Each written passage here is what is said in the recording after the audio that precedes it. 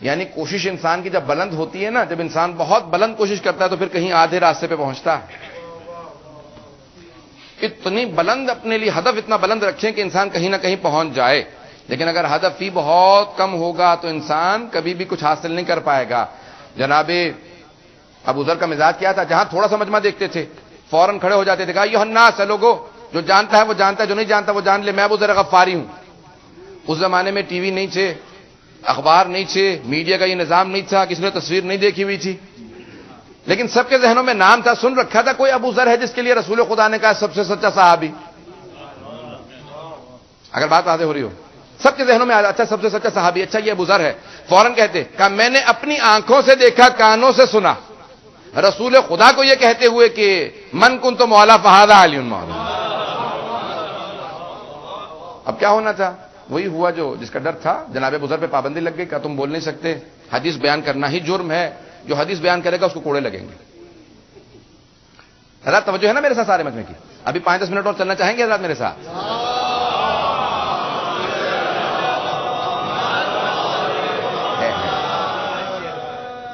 تمام کا تمام اہتمام ہم تک ان ہستیوں سے پہنچا. میں پیش کرنا چاہتا ہوں جناب ابو ذر غفاری کا مزاج یہی تھا، جہاں مجمع دیکھتے تھے اپنا فریضہ پورا کرتے تھے. یہ ہے امر بالمعروف نہی عن المنکر. جہاں دیکھتے تھے کہا کہ میں نے خود سنا رسول خدا کو کہ رسول خدا نے فرمایا کہ علی بن ابی طالب کی ولایت.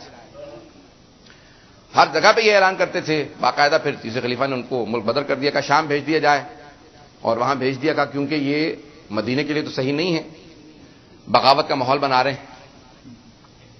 اب وہاں سے بھیجا گیا شام.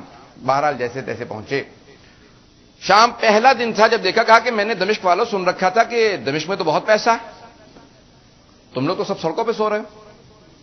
کہا دمشق میں پیسہ ہے امیر شام کے پاس، عوام کے پاس کچھ نہیں ہے. یہ میں پاکستان کا حال نہیں سنا رہا.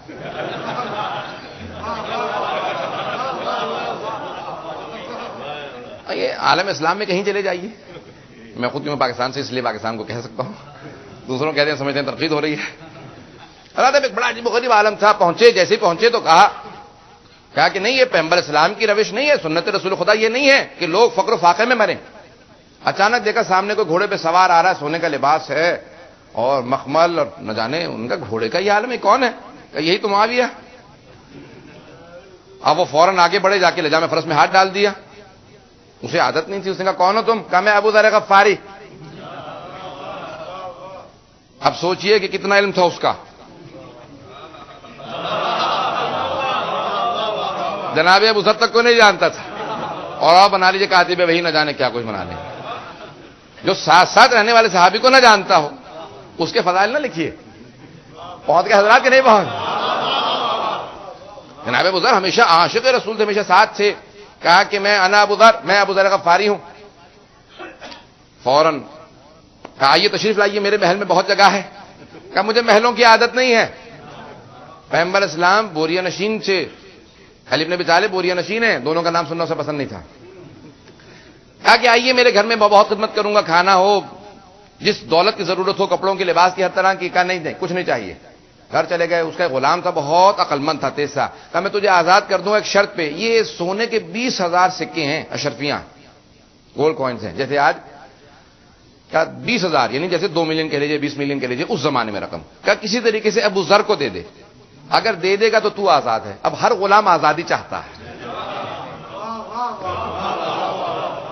تھا بھی بہت عقل مند. اس نے کہا اگر آزادی مل جائے تو اس سے اچھا کیا. فوراً آیا. کہا ابو ذر یہ 20,000 دینار ہیں، اشرفیاں ہیں، سونے کے سکے ہیں. کہا اچھا سارے شام والوں کو پیسے مل گئے. یہ مزاج جناب ابو ذر ہے. کہا سارے شام والوں کو پیسے مل گئے. کہ نہیں، یہ آپ کے لیے مخصوص تحفہ ہے. کہا مجھے خصوصی تحفہ نہیں چاہیے، سب شام والوں کو ملے تو میں بھی تیار ہوں.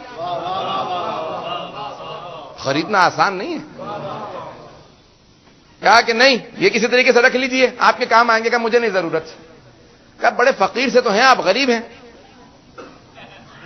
کہا خبردار مجھے غریب مت کہنا، میرے پاس 2 روٹیاں ہیں، یہ توکل ہے. کہا میرے پاس 2 روٹیاں ہیں، ایک روٹی آج رات کھا لوں گا، اگر صبح زندہ اٹھا تو دوسری روٹی صبح. اس نے کہا دیکھو یہ باتیں اچھی لگتی ہیں کتابوں کے اندر، غریب آدمی ہو، فقیر ہو، جگہ جگہ سے پیوند لگے ہوئے ہیں، کپڑے پھٹے ہوئے ہیں، تم یہ پیسے رکھ لو، تمہارے کام آئے گا. خبردار دوبارہ مجھے فقیر مت کہنا. غریب میں نہیں ہوں، غریب وہ ہوتا ہے جس کے پاس ولایت علی نہ ہو.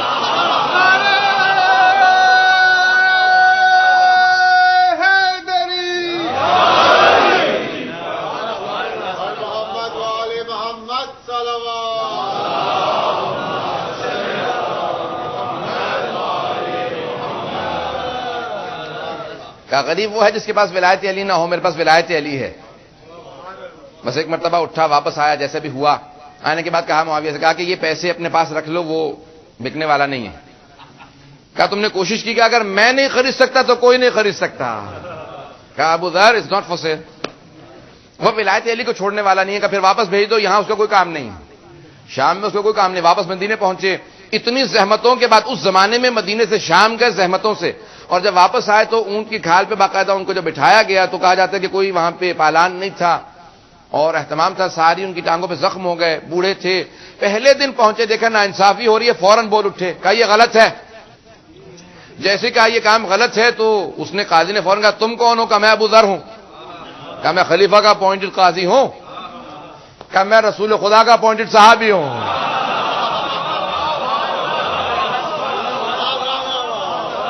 کہا خبردار، کیا اس کو گرفتار کر لو. جناب ابو ذر کو گرفتار کیا گیا، لایا گیا، جس خلیفہ کے پاس لے گیا. کہا کہ یہ گستاخی کر رہا ہے، یہ کہتا ہے کہ اس کو آپ کا اپوائنٹڈ آدمی قبول نہیں ہے. کہا کیا بات ہے ابو ذر، تم واپس آ گئے؟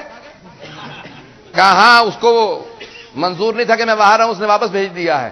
کہا پہلا ہی دن ہے تمہارا اور پھر دوبارہ تم نے وہی حرکتیں شروع کر دی جس کی وجہ سے تمہیں ملک سے ایگزائل کیا گیا تھا. یہ ہے جناب ابو ذر. کہا کہ دیکھو بات سنو، میں نے خود رسول خدا کو اپنی آنکھوں سے اور اپنے کانوں سے سنا ہے، دیکھا ہے آنکھوں سے کہتے ہوئے کہ جب میرے ممبر پہ بنو امیہ آ جائیں تو دین کی فاتحہ پڑھ لینا. وہ بنو امیہ سے پورا سلسلہ، وہ سارا کا سارا خاندان بنو امیہ کا تھا. یہ جملہ کہا ابو ذر تم جھوٹ بول رہے ہو. کہا بات سن، نہ مجھے جھوٹ کی عادت ہے نہ شوق، میں ہمیشہ سچ کہا کرتا ہوں. کہ جا گواہ لے کے آ، نہیں تو تجھے کوڑے ماروں گا. پیغمبر میں جھوٹی حدیث باندھنے کے کوڑے ہیں. ایک مرتبہ جناب ابو ذر کھڑے ہوئے دربار میں، کہا تم میں سے بہت سے افراد موجود تھے جب پیغمبر نے مجھ سے کہا تھا کوئی گواہی دے دو، لیکن وہ درباری ہو چکے تھے. اب سب خاموش ہیں. جناب ابو ذر اسی در پہ آئے جہاں ہر مشکل کی مشکل کشائی ہوا کرتی تھی. آنے کے بعد دستک دی. کہا مولا مجھے آپ کی مدد کی ضرورت ہے. مولا نے فوراً کہا ابو ذر تمہیں ضرورت ہے، چلو. یہ نہیں کہتے کہ میں سوچ لوں، حکومت کا معاملہ نہیں. فوراً آئے. کہا کہ میں گواہی دیتا ہوں جو ابو ذر کہہ رہا ہے سچ ہے. کہا یا علی آپ نے ایک طرفہ فیصلہ کیا، ون سائیڈڈ بات ہے. آپ نے صرف ابو ذر کی سنی ہے، میری سنی ہی نہیں. توجہ حضرات کی، صرف ابو ذر کی سنی، میری بات نہیں سنی. فیصلہ تب دینا چاہیے جب آپ دونوں باتیں سن لیں، دونوں پارٹیز کی بات سنیں. میری بھی سنتے، ابو ذر کی سنتے، پھر فیصلہ دیتے. کیا بات سن، میں نے سنا ابو ذر کا بھی کچھ نہیں.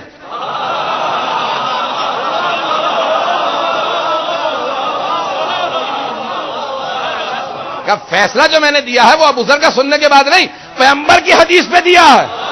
پیغمبر نے کہا تھا نہ زمین نے اٹھایا نہ آسمان نے سایہ کیا اتنا سچے آدمی پہ جتنا کہ ابو ذر. بس میں نے وہ حدیث سنی تھی اس لیے فیصلہ دے دیا کہ ابو ذر سچا ہے تم جھوٹے.